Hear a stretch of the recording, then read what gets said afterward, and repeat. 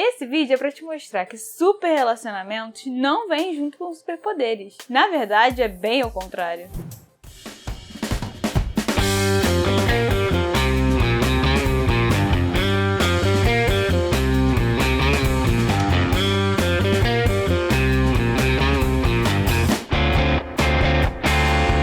Olá, tudo bom com você? Seja bem-vindo a mais um programa da Caixa, eu sou o Marcos e hoje, aproveitando que o Dia dos Namorados acabou de passar, quer dizer, pelo menos quando eu tô gravando esse vídeo ele acabou de passar, eu trouxe pra você os 5 piores relacionamentos dos quadrinhos. Eu peguei as 5 piores histórias de amor da Marvel e da DC, spoiler, é muito pior do que você imagina. Então, para começar a nossa lista e abrir os portões do inferno do amor, eu trouxe aqui em quinto lugar no ranking a história do Ray Palmer, que é o Átomo, e a Jean Loring. E antes de eu começar, eu tenho que te perguntar, alguém já cometeu ou pensou em cometer assassinato por sua causa? Se a resposta foi não, eu sinto lhe informar, mas não foi amor. Eu digo isso porque em Crise de Identidade, a Jean Loring, que era a ex-mulher do Átomo, pensou que matar a esposa do Homem Elástico faria com que o seu ex-marido voltasse a prestar atenção nela e talvez pudessem reatar o relacionamento, o casamento deles que havia sido desfeito. Para minha surpresa, e talvez para sua também,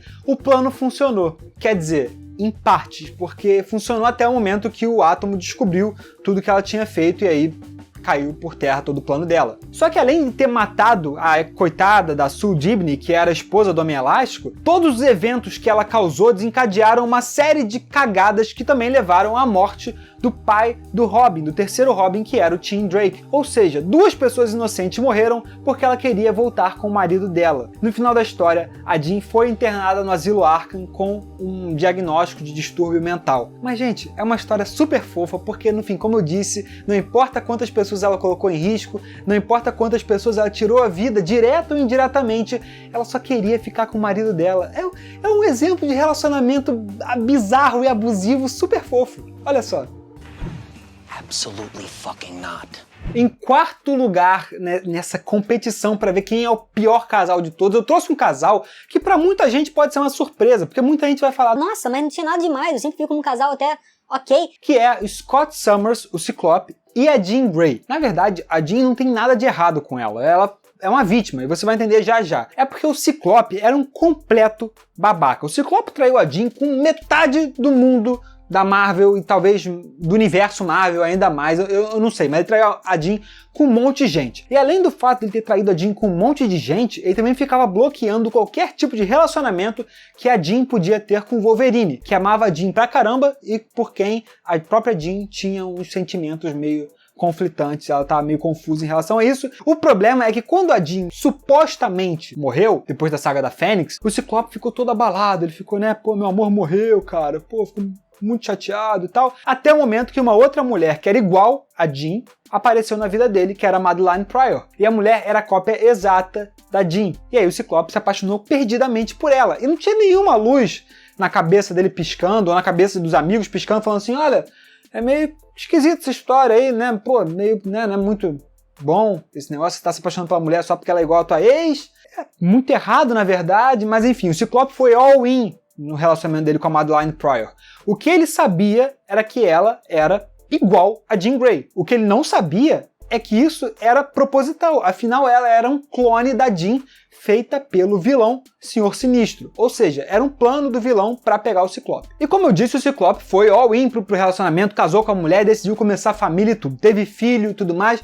Tudo beleza. Apesar, né, de todo, como eu falei, esse problema psicológico todo aí, de estar com uma mulher que é igual a tua ex, só por causa disso, enfim. Tá tudo ok. Até o momento que a Jean Grey voltou dos mortos. E aí o Ciclope fez o quê? Deu um pé na bunda da mulher do filho e voltou pra ficar com a Jean em Nova York e criar uma nova equipe dos X-Men. Quando você escuta essa história, você até entende o fato de que a Madeline Pryor virou uma super vilã chamada Rainha dos Duendes e tentou matar todos os X-Men e dominar o mundo com um exército de demônios. É completamente justificável. E aí eu falei que a Jean Grey era inocente, era uma vítima disso tudo, porque tem um bônus nessa história envolvendo os X-Men. Porque a Jean, lá em 64, ela foi alvo de ninguém mais, ninguém menos do que o bondoso Professor Xavier. Porque na quarta história dos X-Men nos quadrinhos, o Xavier revela pro leitor, porque ele só faz isso em pensamento, que ele revela que ele é apaixonado, que ele tem um crush na Jean. E a Jean só tinha 15 anos. E na cabeça do Xavier, ele fala que ele não pode ter um relacionamento com ela, não é por causa da idade não. Ele fala porque ele é deficiente. E ele é líder dos X-Men. E não ia pegar muito bem o líder da equipe ficando, né, com uma das pupilas ali dele. É tudo ok. Não tem nada de errado nisso, né? Meu Deus! E aí depois a Jean vira a Fênix Negra, e aí ela mata todo mundo e o pessoal fica... Meu Deus, precisava disso? Precisava. E fez pouco ainda. E a culpa é do Ciclope também, babacão. Pra você ver como tem muito relacionamento bizarro. É só o quarto lugar. What is wrong with these people? Em terceiro lugar no nosso ranking, você se prepara agora, porque a gente tá descendo, meu amigo, 90 graus. É direto pro fundo do poço e não tem nem mais atrito com o ar, não tem nada. É direto descida pro fundo do poço, porque é só história bizarra. Em terceiro lugar está o Lanterna Verde Hal Jordan e a Arisia Rabi, uma menina que fazia parte da tropa dos Lanternas Verdes. Quando você pensa em Lanterna Verde, eu tenho certeza que você pensa no herói que é honrado e tudo mais, e, né, afinal de contas ele tem aquele juramento bonito, né, no dia mais claro, na noite mais escura, minha lanterna há de brilhar para fazer o que é certo e blá blá blá, e você pensa que alguma parte desse juramento gigante tinha alguma coisa falando, você não vai ficar com uma menina de 13 anos. Não tinha nada disso, e aí por isso ele ficou com uma menina de 13 anos. E é pra te explicar essa história, a Arisia, como eu falei, ela era parte, né, da tropa dos Lanternas Verdes, e ela tinha uma grande paixão pelo Hal Jordan, que sabia que ela tinha 13 anos e falava, pô, não, ela tem 13 anos, eu não vou ficar com ela, tá? É uma criança, afinal de contas. E aí, pra ver o seu amor correspondido, a Arisia usou seu anel do poder pra envelhecer artificialmente o seu corpo pra ficar com 20 anos por fora. Mas aqui dentro, ainda tinha 13. E aí você pensa que o Lanterna Verde, que o Hal Jordan, do alto do seu heroísmo e da sua, né, do seu bom senso, ia falar, não, nossa, ela tem 13 anos na cabeça dela, óbvio que eu não vou ficar com ela. Óbvio que não, ele ficou com ela, eles namoraram e depois de um tempo eles terminaram, ainda bem. Só que você para e pensa que falta nas editoras um cara pra chegar no roteirista que escreveu esse tipo de história, dar um tapa no ombro do cara e falar, meu amigo, vamos pensar sobre isso? Vamos pensar se talvez isso seja a melhor coisa que a gente pode fazer pra essa história? Você não quer ir pra casa? Vai pra casa, pensa um pouco na tua casa, reflete, e amanhã a gente não faz isso, que tal? Pode ser. Falta um amigo pra esses caras, pra dar um tapinha no ombro e falar assim, meu irmão, não vai fazer isso, pelo amor de Deus. Pensa um pouco. Passando direto então pro segundo lugar no ranking, vem uma das histórias mais bizarras da Marvel. E sério, talvez ela fosse o primeiro lugar nesse ranking se ela não fosse tão confusa. É a história da Miss Marvel e do Marcos, não relacionado. Em 1980, em Vingadores número 200, a Miss Marvel volta do limbo, uma dimensão para a qual ela havia sido levada pelo Marcos, que era filho do vilão Imortus, com uma terráquea. Lá no limbo, o Marcos fez uma inseminação artificial sem o consentimento da Miss Marvel. Ou seja, ele botou um filho na barriga dela sem ela permitir. E como se isso não fosse o suficiente, ele ainda apagou as memórias dela para que ela não soubesse que ela estava grávida. Quando ela volta para a Terra, ela começa a sentir o corpo dela muito estranho. E depois de um dia, era como se ela estivesse grávida de 3 meses. Ou seja, 3 dias depois, a Carol estava parindo um bebê, que 24 horas depois tinha se tornado um adulto. E esse adulto era o Marcos. Ou seja, o filho dela era, na verdade, o cara que havia abusado e fez a inseminação artificial nela, lá nessa outra dimensão. What the fuck? Mas aí você pensa que os Vingadores são os heróis mais poderosos da Terra e nunca iam deixar que uma amiga vivesse numa situação abusiva dessas. Mas eles deixam, eles não só deixam, como fazem com que a Carol pense que ela tá maluca, que na verdade ser mãe naquela situação era uma maravilha. Mesmo que o seu filho tenha virado um homem adulto 24 horas depois e a sua gravidez tenha durado 3 dias, não, nada disso,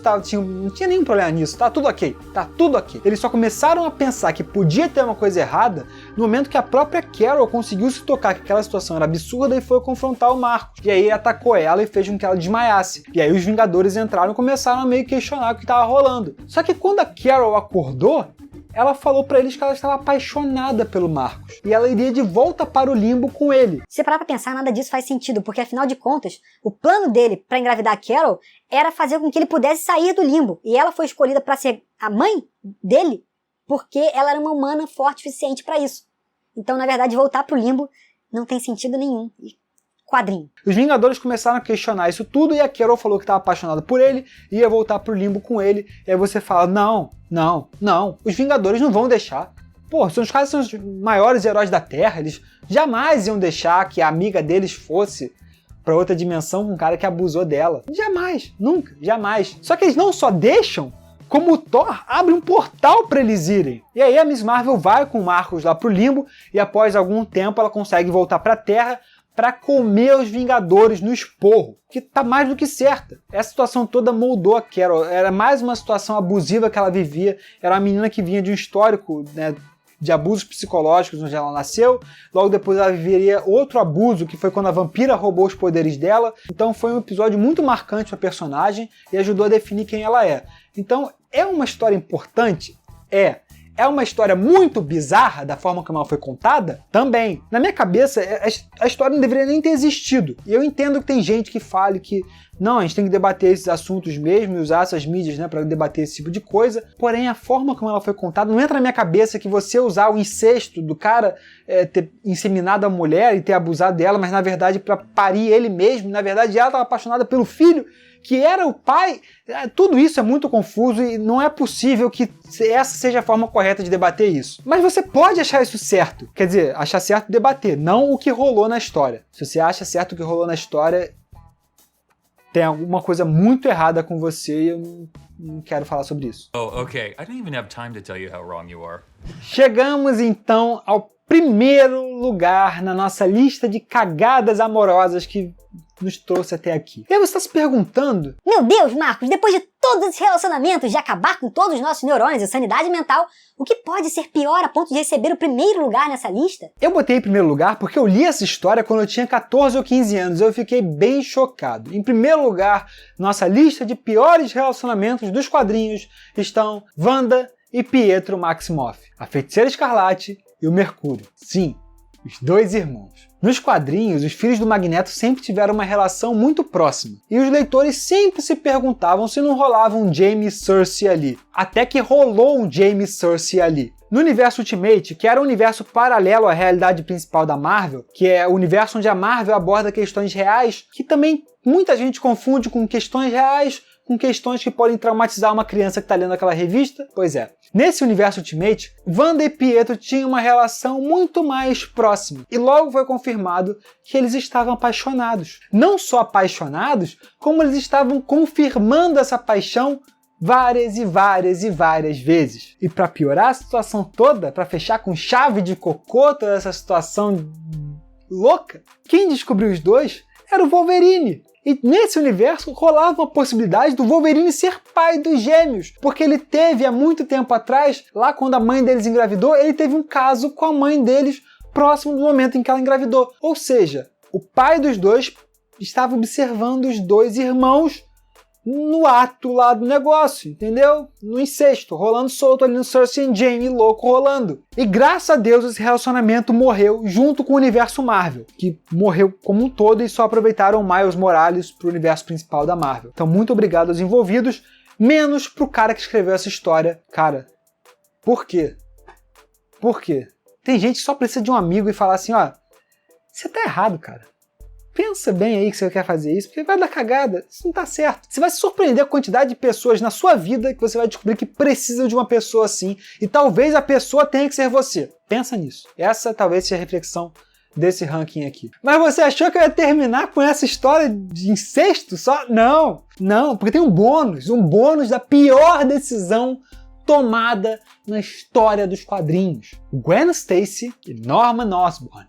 Aí você se pergunta... Mas Marcos, como assim? A primeira namorada do Homem-Aranha com seu pior inimigo? Quem jamais teria pensado nisso? Por quê? Por quê? Poderia alguém ter destruído o legado da morte da Gwen 30 anos depois? Talvez, porque essa revista chegou muito perto. Em 2004, a Marvel lançou Homem-Aranha, Pecados Pretéritos, onde é revelado que a Gwen teve um relacionamento com o Norman Osborn. A história é que o Norman salvou a Gwen e o pai dela de um sequestro e a doce e inocente Gwen caiu na lábia do vilão. E durante uma viagem pela Europa, eles tiveram um relacionamento muito próximo que acabou gerando 2 gêmeos que a Gwen escondeu do Peter. Quando ela voltou para os Estados Unidos, o Peter não sabia de nada. Só a Mary Jane sabia, porque ela descobriu ouvindo uma conversa entre a Gwen e o Norman. Eles mudaram a motivação da morte da Gwen. Lembra aquela morte onde o Duende Verde joga a Gwen da ponte e aí o Peter tenta salvar ela com a teia, só que a teia acaba puxando ela com muita força e mata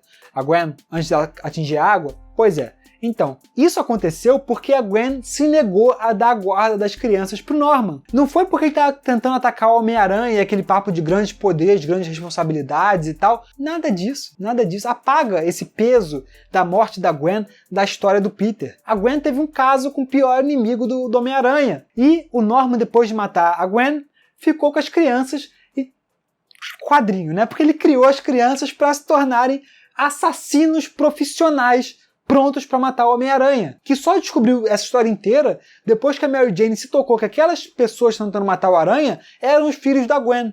E aí contou pra ele. Só que aí, além disso, também colocou em xeque a própria confiança do Peter com a Mary Jane. Talvez ela tenha tomado a decisão certa, porque se parar pra pensar, ela virar pro Peter e falar: tá vendo esses dois que querem te matar, essa menina e esse menino? Eles são filhos da sua ex-namorada com seu pior inimigo, e você nunca soube disso. Talvez a Mary Jane tenha tomado a decisão correta em não contar. Mas enfim, essa, de longe, é a pior história de relacionamento dos quadrinhos, porque não só muda toda uma visão que a gente tinha 30 anos atrás, faz uma cagada enorme nessa história, é muito tosco tudo. Os gêmeos, eles tinham o soro do Duende Verde, eles eram super fortes, mas eles acabam morrendo por conta do soro, que faz com que eles envelheçam muito rápido, eles acabam... É muito louca essa história, é muito ruim, e mais uma vez, não tem ninguém, não é possível que não tenha um departamento na Marvel de vai dar cagada, da pessoa chegar lá e falar: meu irmão, não vamos contar essa história, vai dar cagada. Pra quê? Pra que esse tipo de coisa maluca? Enfim, essas eram as histórias que eu queria contar, essas eram as 5 piores histórias de relacionamento dos quadrinhos, mais um bônus da pior decisão da história dos quadrinhos. Eu também não coloquei a história da Arlequina com o Coringa aqui, porque todo mundo já tá cansado de saber que é um relacionamento super abusivo, é tão bizarro e errado quanto a relação da Jessica Jones com o Homem Púrpura, que a própria revista Alias explora de uma maneira muito boa para mostrar como é abusivo, para tocar nesse assunto do abuso sexual, do abuso psicológico. Essa sim é uma revista que fala muito bem sobre isso, que é a Alias, que conta toda a história da Jessica Jones, então fica aí a recomendação. E é isso. Essas são as histórias que eu queria contar, são histórias mais periféricas dos quadrinhos, não tão famosas assim, mas eu acho que são histórias que têm péssimos relacionamentos. Se você gostou desse vídeo, não deixa de curtir, se inscrever no canal, ativar o sininho, compartilhar e deixar um comentário aí embaixo. Aproveita e indica o vídeo para mais 3 amigos, para mais 5 amigos, para quantos amigos você quiser. Faz um esquema de pirâmide aí, não financeiro, só de compartilhamento mesmo, que é para ajudar a gente. Então é isso. Um beijo no seu coração. Muito obrigado pela sua companhia. Até a próxima. Valeu. Tchau.